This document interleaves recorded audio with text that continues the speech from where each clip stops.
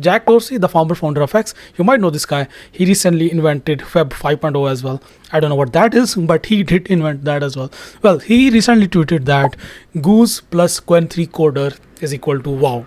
So you already know about Qwen3 coder. It's a Chinese AI model which is super cheap, but in terms of performance, it's brilliant. But what is Goose? Well, Goose is an open source AI code editor. It's called codename Goose. It's hard to find Goose on Google because if you search for Goose AI, it will show you this website, which is a completely different company. So what you have to look for, so just look for codename Goose. It will show you this GitHub URL. And that's our tool that we're going to use today. I have already installed it on my computer, but I'll just show you in a minute that how to install Goose step by step. So we are going to do a deep testing and see that how Goose will perform with one of the best AI model out there for coding. If you think GPT-5 is one of the best for coding, so you just need a break, because Scam Altman just recently scammed all of us with the launch of GPT-5. And there's a lot of controversy going on out there about GPT-5 and the whole launch of GPT-5. So we'll cover that in a separate video, but in this video, let's just focus on how to install Goose on our computer and then how to use Qwen3 coder through OpenRouter with Goose, and then how we can start building with Goose. So before we start, please subscribe to this YouTube channel. This YouTube channel is the only channel where you'll find the truth about AI, because all other tech influencers are going to sell you something. Sorry, I'm just kidding. I just had a funny day, so sorry for that.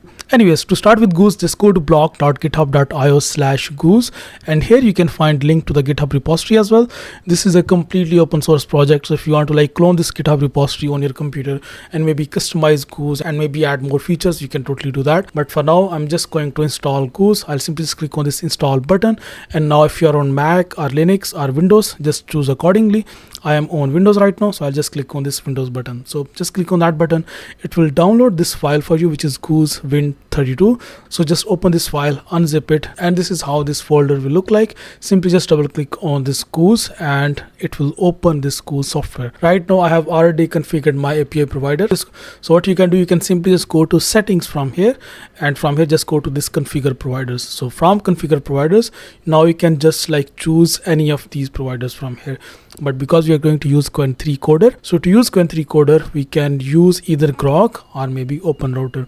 So I'm going to use OpenRouter because that's what I generally do. So I can simply just click on this OpenRouter button from here, and now it will ask me to provide an API key for OpenRouter. So what it will do, I'll just go to openrouter.ai, and from here I'll just go to the API key section. I'll just open this section, and then I'll create a new API key. I'll just name it Goose. Just give it any name. I'll simply just click on create, and now simply just copy this API key from here and then paste that API key in here. Click on submit, and now your API provider has been configured successfully. Now we can just go back and just make sure that inside this switch model section, make sure that you choose your provider and then choose a correct model. By default, I think it will choose Claude Sonnet 3.7. So I'll just choose Qwen3 coder, select model, and that's it. So now everything is ready. Now we can just go to this chat section, and now we can find all of our previous chats. You can start your own chat. You can just choose your project directory. So let's just choose, maybe I'll just choose test2. I can create a new directory here. I'll name it test2, and then I'll just open this directory, and after that I'll just start giving it a prompt. And here you can see the Qwen3 coder has been selected and my folder is selected as well. So what I will do, I'll just give it a simple prompt. So there is this prompt that I have to create our 3D Rubik cube simulator. So we are going to create a Rubik's cube simulator using HTML, JavaScript, and using basically 3.js library from JavaScript. And I'll simply just now press enter, and now let's just see how it will perform. Right now you can see it is showing that Goose is thinking. Now it has just created this directory, which is Rubik's-cube, and now it will start writing our HTML JS code. Okay, so after a couple of minutes, it has just finished writing code, and right now you can see first it created this HTML file, and then after that it added JavaScript code, and then it made few other changings, and finally now it is running this project. So this is how this Rubik cube simulator is looking like. Why it's all one color, I don't know. Okay, let me just try to scramble this cube. Okay, so cube is being scrambled, but I cannot see any colors here. So I think even the scramble animation is not correct. So yeah, So we can just like maybe ask it to fix this color issue and create a proper Rubik cube simulator. Okay, now I have just mentioned it to fix that color issue, so it is again writing code. So let's just wait for it to finish it.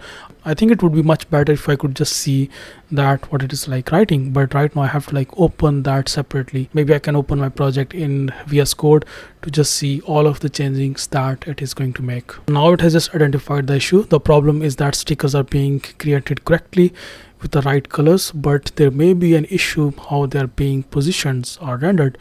Let me completely rewrite the implementation to ensure proper coloring and functionality. Cool. So let's just wait for it. It's going to take some time. So originally this particular task took around 7 minutes.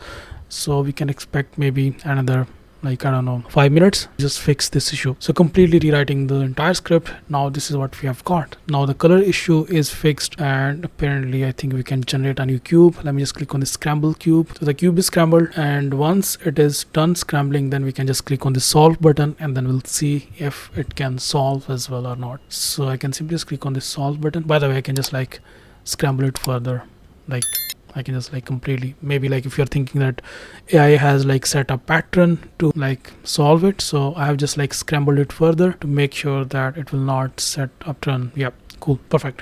So I can simply just click on this. Okay, yeah, that was unexpected. I mean, I don't know why I did that, why it completely like just solved it in the most unusual way. So the next problem is now we need to like make that solve cube animation more realistic. So this is ridiculous. I mean, it just like, so if you see, I think it's more like an animation issue. So these are the scrambled parts. So I can simply just click on this. It was just, that was hilarious. Anyways, we can ask you to fix it now. The solve cube animation simulation is not working as expected. Please make a proper solve simulation. So I just press enter now, and let's just wait for it. And right now you can see it is going to create a proper solve simulation. So, but a proper simulation should show the step-by-step solving process. Let me rewrite the solution. So it is going to rewrite the solution. So let's just wait for it. Okay, so now it has made some changings, and I can review all of these changings inside VS Code.